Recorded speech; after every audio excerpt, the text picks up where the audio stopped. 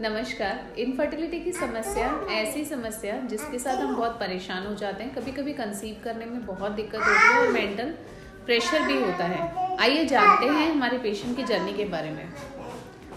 मैं यहाँ पे बहुत निराश होकर आई थी मैम। जब आई थी तो मुझे आपने बहुत प्यार से बात करी, आपने बताया कि हाँ हो जाएगा, आप ज़्यादा परेशान मत हो।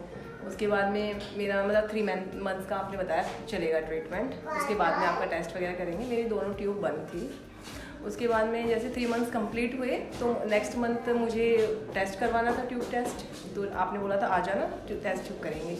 लेकिन मुझे ज़रूरत ही नहीं पड़ी दोबारा करवाने की, क्योंकि ये कंसीव हो चुकी थी। Thank you ma'am so much.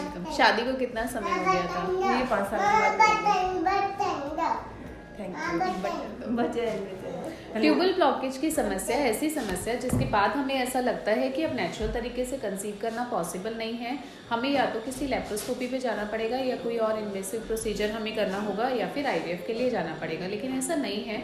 Ayurvedic चिकित्सा जो कि चिकित्सा का एक माध्यम है, जो हम अलग अलग चिकित्साएं करते हैं, एलोपैथिक साइंस है, सिद्धा है, यूनानी है, होम्योपैथी है, ऐसे ही आयुर्वेदिक चिकित्सा है जो हमारी ट्रेडिशनल पद्धति है। और आयुर्वेदा की चिकित्सा में ट्यूबल ब्लॉकेज को आर्तव व स्रोतस का अवरोध बताया गया है। उस अवरोध के लिए अलग अलग कारण बताए गए हैं और उसी के अनुसार चिकित्सा बताई गई है।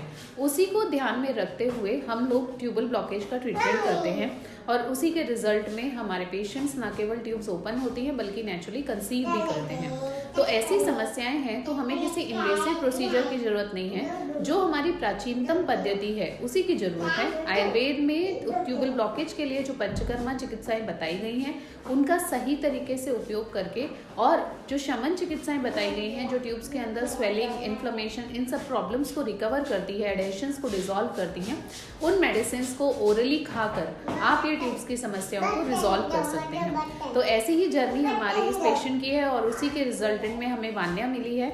और शादी के 5 साल बाद जब ट्यूब ब्लॉकेज की समस्या को रिजॉल्व करके एक खुशी मिलती है और हम उस खुशी का हिस्सा बनते हैं तो हमें बहुत अच्छा लगता है। So thank you so much यहाँ पर हमारी बेबी को मिलवाने लाने के लिए।